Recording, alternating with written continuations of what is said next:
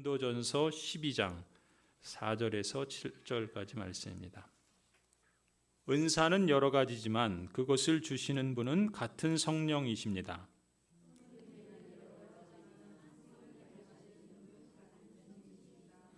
일의 성과는 여러 가지지만 모든 사람에게서 모든 일을 하시는 분은 같은 하나님이십니다.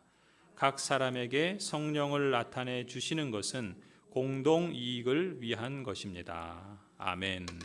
오늘 오후에는 우리 하이델베르그 교리문답 55문을 계속해서 함께 살펴보겠습니다. 우리 화면을 한번 보시죠. 지난주에 이어서 우리 뒷부분 하지 않은 게 있어서 55문을 제가 우리 질문을 읽으면 우리 같이 답을 함께 천천히 읽도록 하겠습니다. 하이델베르그 교리문답 21주일 제55문 성도의 교제를 당신은 어떻게 이해합니까? 첫째, 신자는 모두 또한 각각 그리스도의 지체로서 주 그리스도와 교제하며 그의 모든 부요와 은사에 참여합니다. 둘째, 각 신자는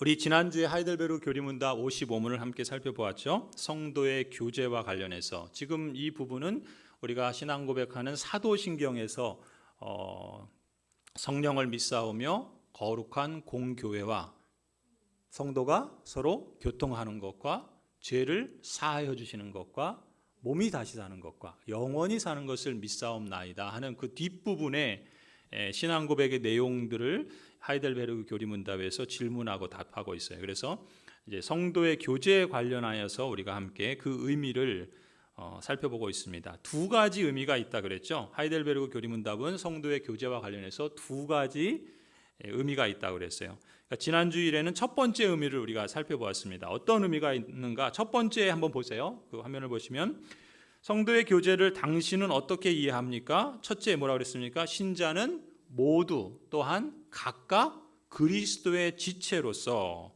주 그리스도와 교제하며 그 모든 부요와 은사에 참여한다. 여기서 중요한 단어 세 가지를 뽑는다면 뭐라고 그랬죠? 지체, 교제, 참여. 그 빨간 글씨로 제가 다 이렇게 표시해 줬어요. 그렇죠?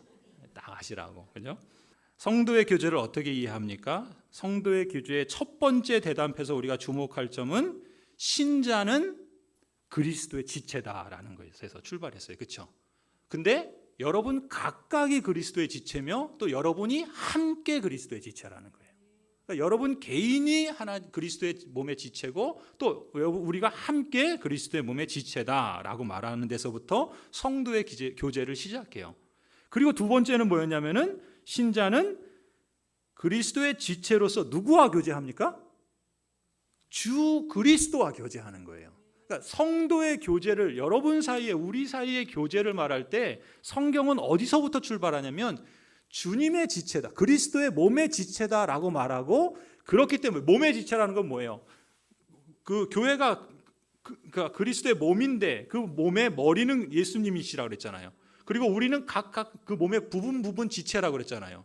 그러면은 이 지체들이 서로 교제하기에 앞서서 이 교제의 근거와 그 출발이 어디에 있느냐? 우리는 그리스도의 몸의 지체로서 주님과 연결돼서 주님과 교제한다라는 데서부터 시작한다는 거죠. 그게 중요해요. 그리스도와 연합되어 있다는 게 중요하다고 그랬잖아요. 그리스도와 연합되어 있기 때문에 그리스도와의 교제가 먼저 있기 때문에 지체된 성도가 함께 교제하는 것이 가능하게 된 거예요. 그래서 세 번째는 뭐라고 그랬습니까? 신자는 그리스도의 지체로서 서로 그리스도와 교제하고 그리고 그리스도와 교제하기 때문에 지체된 성도들 사이에서도 서로 교제가 가능하게 되었다. 그게 두 번째고 세 번째는 신자는 그리스도의 지체로서 그리스도의 모든 부요함과 은사에 참여한다. 이게 무슨 얘기입니까? 자기 아들을 아끼지 아니하시고 우리에게 내어주신 은사로 내어주신 그 하나님께서 아들까지도 내어주신 분이라면 그 무엇을 우리에게 선물로 선물로 주시지 않겠느냐, 그잖아요. 그러니까 그리스도의 지체라는 것은 우리가 그리스도에게 연합되어 있고 붙어 있다는 얘기인데, 그렇다면 자연스럽게 그리스도에게 소유한, 그리스도께서 갖고 있는 그리스도의 그 모든 부요함, 그 충만함, 그 모든 생명의 능력들이 다 우리도 공유하고 있는 연결된 부분이라는 거죠. 그래서 우리는 그리스도의 그 부요함과 그 은사에 참여한다라고 말하고 있는 거예요. 이게 이제 우리가 첫 번째 성도의 교제를 이해하는 지난주에 살펴본 것입니다. 지난주 내용을 우리가 복습한 거고요. 오늘은 이제 두 번째 의미에 대해서 한번 살펴보려고 그래요. 자, 한번 보십시다. 제55분 성도의 교제를 당신은 어떻게 이해합니까? 자, 두 번째는 뭐예요? 둘째, 각 신자는 자기의 은사를 다른 지체의 유익과 복을 위하여 기꺼이 그리고 즐거이 사용할 의무가 있습니다. 그러니까 성도의 교제를 여러분 하이델베르그 교리문답은 어떻게 이해하나 보세요. 핵심은 뭐냐면 첫 번째서부터 갑니다. 첫 번째는 뭐예요? 요약하면 신자는 그리스도의 지체로서 그리스도와 교제하고 그리스도의 모든 부요함과 은사에 참여한다라고 그랬잖아요. 그러니까 그리스도와 연결돼 있으니까 그리스도에게 있는 복이 우리에게도 주어진 복이다라고 말하는 거잖아요. 그러니까 거기서부터 근거해서 두 번째로 가는 거예요. 그래서 뭐라 그럽니까? 그리스도와 연결되어서 주시는 모든 은사와 모든 유익, 그 모든 은사와 유익을 뭐라 그럽니까? 다른 지체와의 유익과 복을 위해서 기꺼이 그리고 즐거이 사용할 의무가 있다라고 말해요. 자, 그러면은 여기서는 이제 성도의 교제를 이렇게 정의할 수 있어요. 성도는 뭐예요? 그리스도와 연합되어 있고 그 연합되어 있기 때문에 우리가 받는 복을 나누는 것이다. 사용하는 것이다. 이렇게 말할 수 있어요. 교제가, 성도의 교제가 그거예요. 그러니까 우리가 교회가 사교 단체는 아니잖아요. 그렇죠? 사교 단체는 뭡니까? 함께 만나고 함께 즐거워하고 함께 나누고 뭐 이런 거잖아요.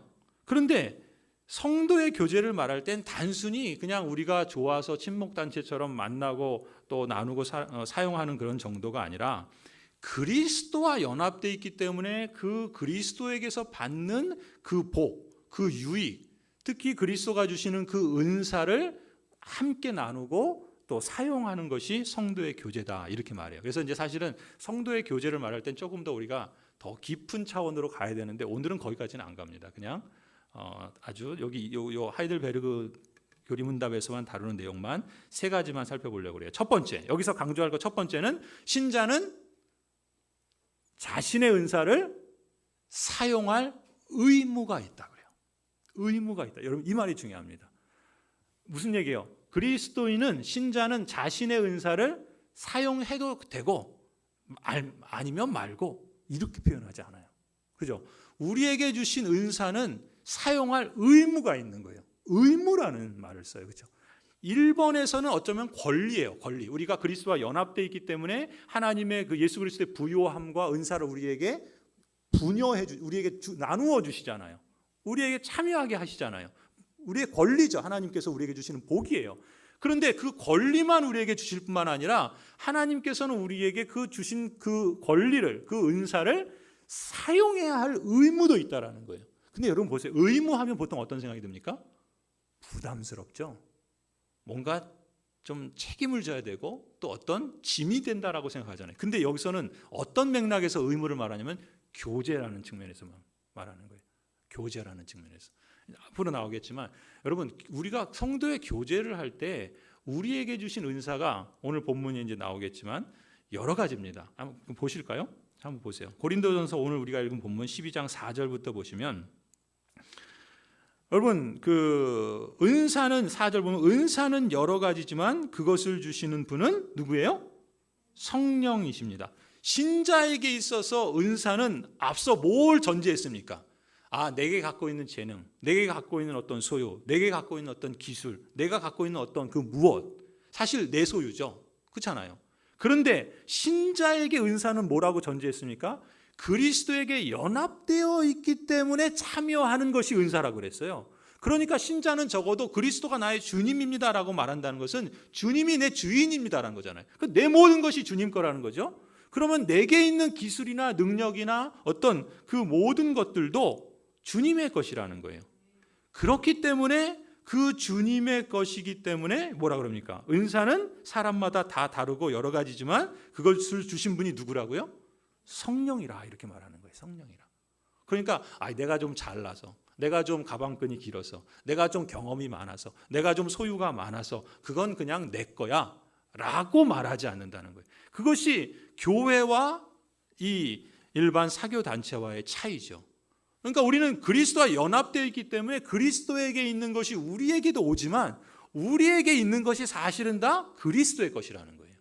그렇기 때문에 우리에게 주신 은사조차도 그냥 내 마음대로 하면 돼 라기보다는 사용할 의무가 있다라고 이렇게 말씀하는 거죠. 근데 그 의무는 어떤 노예와 종으로서의 부담과 그 짐을 가지고 어쩔 수 없이 마지못해서 하는 그런 의무가 아니라 그리스도의 그 풍성함과 부요함과 나누어 주신 은사 때문에 그 뒤에 나오지만 즐거이 기꺼이 그렇게 사용하는 것이 은사다라고 말합니다. 그 다음 보세요. 5절 섬기는 일은 여러 가지지만 섬김을 받으시는 분은 같은 주입니다. 여러분 그렇잖아요. 우리 오늘 식사하면서 다양한 방식으로 섬겼죠. 사실은 교회는 섬김의 공동체라는 게 어느 누구 사실은 다 이 모양 저 모양으로 다 섬김의 역할들을 하고 있습니다. 그죠? 그러니까 직분이라는 게 다 섬김을 위한 거예요. 그죠? 하다못해 여기에 이렇게 매주 이렇게 물을 올려주시는 것도 이것도 섬김이에요. 또 우리 예배당 들어올 때 주보를 나누어 주시고 안내하시고 또 도와주시는 것도 섬김이에요. 그렇죠? 우리 뭐 피아노 반주를 하는 거, 그 다음에 또 키보드 하는 거, 그 다음에 우리 찬양대로 섬기는 거, 또 우리 오늘 주방에서 음식 준비하고 설거지하고 또 나르고 또 어제 또 청소하고 등 여러 모양으로 섬기는 일이 참 많습니다. 그렇죠? 섬기는 일은 여러 가지지. 여러 가지. 여기 꽃을 보세요. 그죠? 여러분은 이렇게 보시면 뭐 꽃이 있으니까 있는 거지 뭐 이러실 수 있잖아요. 그죠? 근데 꽃으로 이렇게 섬기는 분은 늘 그게 보여요. 저또 어디 좀 시들면 어떻게 하나? 저 어떻게 좀 관리를 잘해야 되나? 이게 그러잖아요. 그죠? 그게 딱 보인단 말이에요. 방송에서 방송으로 섬기는 분은 어떻게 하면 이것도 잘할 수 있을까? 그잖아요. 뭐 우리 또 예배당 더우면 성도들 좀 더운데 어떻게 이걸 좀 이렇게 좀 편안하게 이렇게 좋은 환경에서 예배드릴 수 있도록 할까? 자꾸 신경 쓴단 말이죠. 그죠? 우리 교사들도 보세요. 교사들도 일찍 나와서 예배드리고 아이들을 이렇게 챙기고 또 안내하고 또 가르치고 기도하고 또 우리 교역자들도 그걸 위해서 준비하고 또 여러 가지 다 섬기는 모습들을 하고 있는 거죠. 그죠? 그러니까 섬김은 여러 가지예요. 그런데 여러분 중요한 건 그거예요. 그 다음 보세요. 그 섬김을 통해서 나는 누구를 섬기고 있다? 저를 섬기고 있는 게 아닙니다, 여러분. 그렇죠? 여러분 자신도 섬기는 게 아니에요. 그렇죠? 누구를 섬기는 거예요? 같은 주님을 섬기고 있는 거예요. 그러니까 이 의식이 우리에게 되게 중요해요. 내가 섬김이 괴로울 수 있습니다. 그렇죠? 고통스러울 수 있어요, 때로는. 근데 그때 우리가 그걸 버티고 또 그것을 감당해 나갈 수 있는 어떤 그 근거가 있다면 말씀 속에서 확인하는 거예요. 우리의 감정은 사실 그걸 힘들어합니다. 또 우리의 몸은 그걸 못 견딜 때도 있고요. 실제로 너무 힘드니까. 근데 그 섬김을 받으시는 분이 주님이다.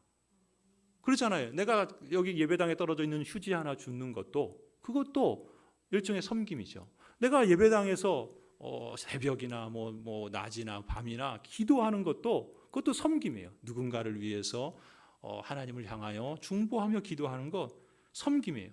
근데 다 누구를 섬기는가? 주님을 섬기는 것이다. 그잖아요.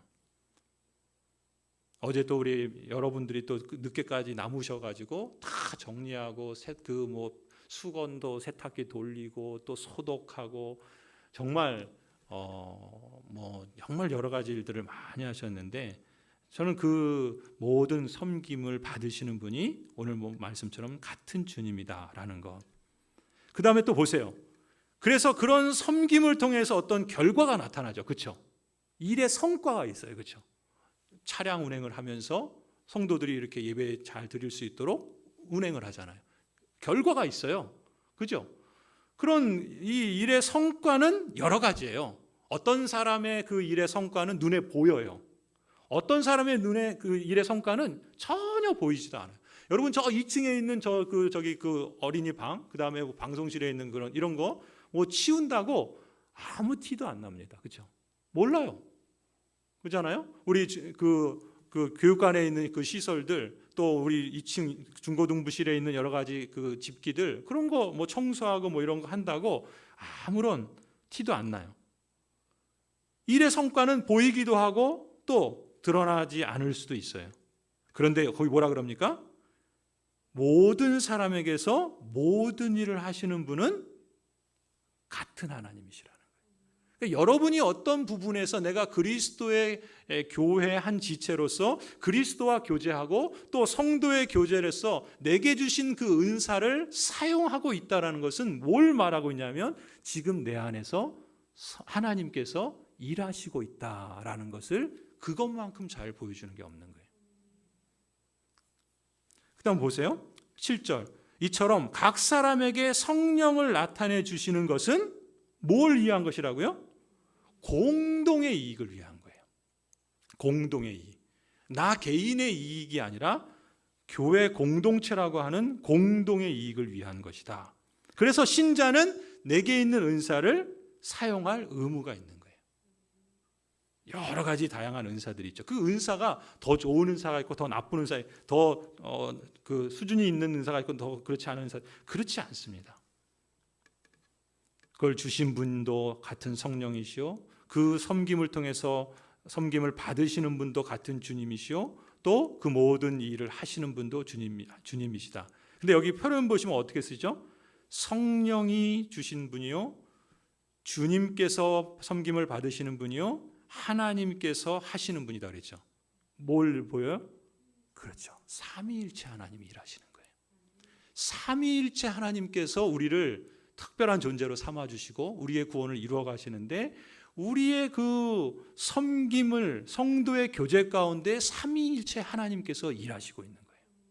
그걸 우리가 인식하는 게 중요해요. 내가 하고 있는 이 모든 것들이 성령 하나님께서, 예수 그리스도께서, 성부 하나님께서 함께 일하시고 있는 것이요, 또 궁극적으로 하나님이 섬김을 받으시고 또 하나님께서 역사하시는 일이다.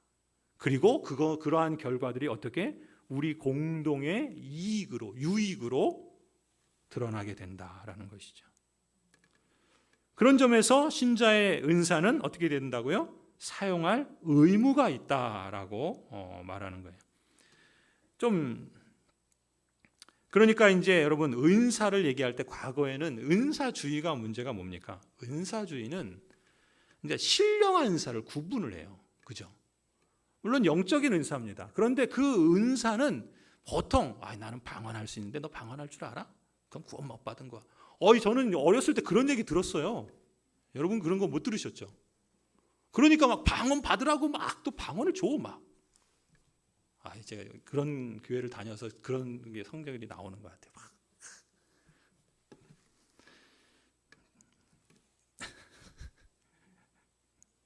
시간이 이렇게 갔네요. 빨리 끝내야 되겠어요. 네.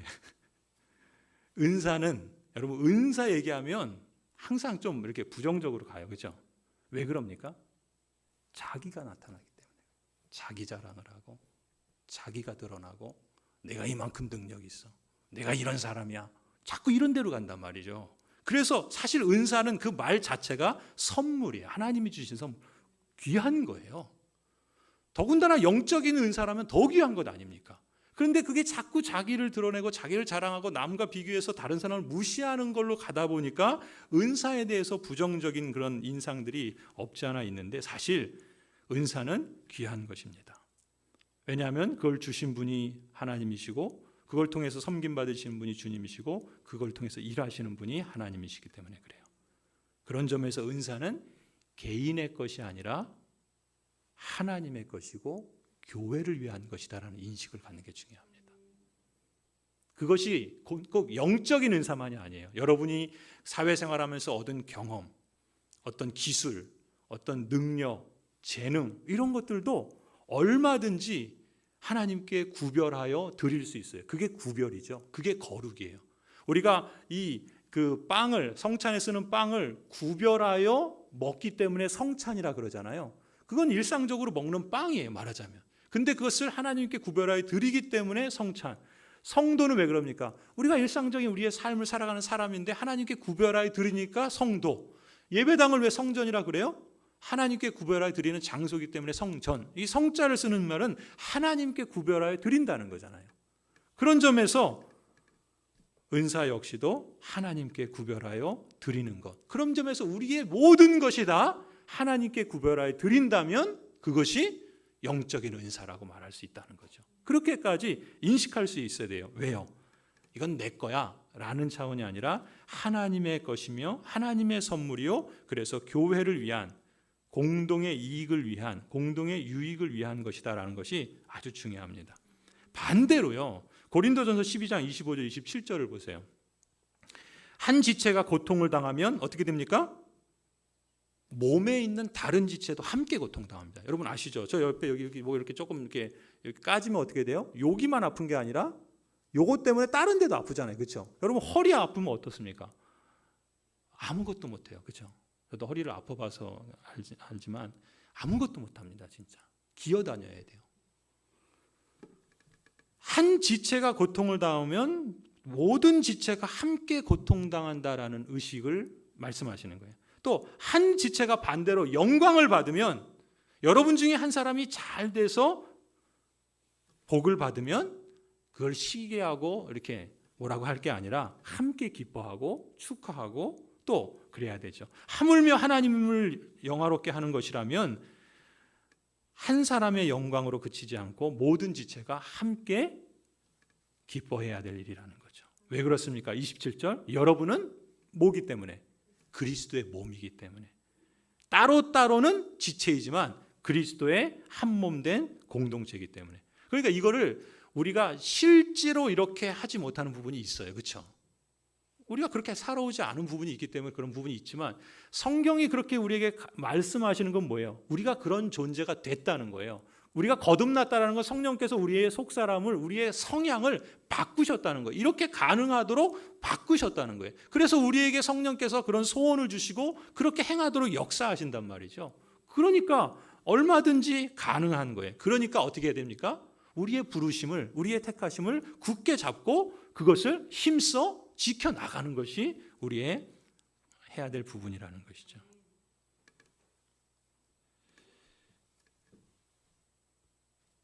그래서 이런 말씀도 합니다.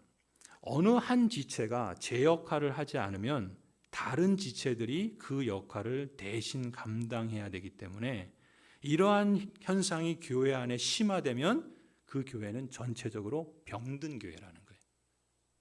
그렇죠? 한 지체가 고통을 당하면 그 고통은 그 사람만의 고통이 아니라 전체의 고통이에요.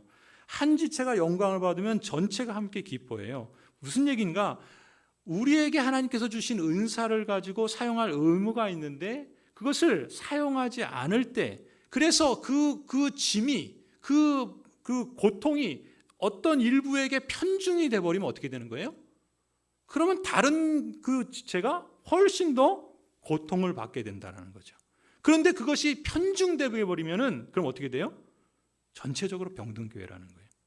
그래서 그 하이델베르 교리문답을 강의한 어떤 목사님의 그 설교집에 보니까 이렇게까지 이 부분을 해석하더라고요. 나의 게으름과 나의 무지로 인해서 다른 지체들이 지나친 부담과 짐을 받지 않도록 주의해야 된다. 이렇게 말하고 있어요. 그래서 뭐라 그러냐면은 이 목사님은 하나님이 맡기신 임무에 대한 거부, 하나님의 소유에 대한 도둑질이나 다름없다. 이렇게 말해요. 좀 세게 말하는 거죠. 그렇죠? 그러니까 그만큼 우리에게 주신 은사와 직분을 가지고 교회를 섬기는 것이 영광스럽고 또 반대로 그렇지 않으면 누군가 고통을 당한다는 거예요. 그렇죠? 함께 고통을 그리고 짊어지게 되고 그렇게 되면 교회는 병들어 버린다라는 것을 말하고 있어요.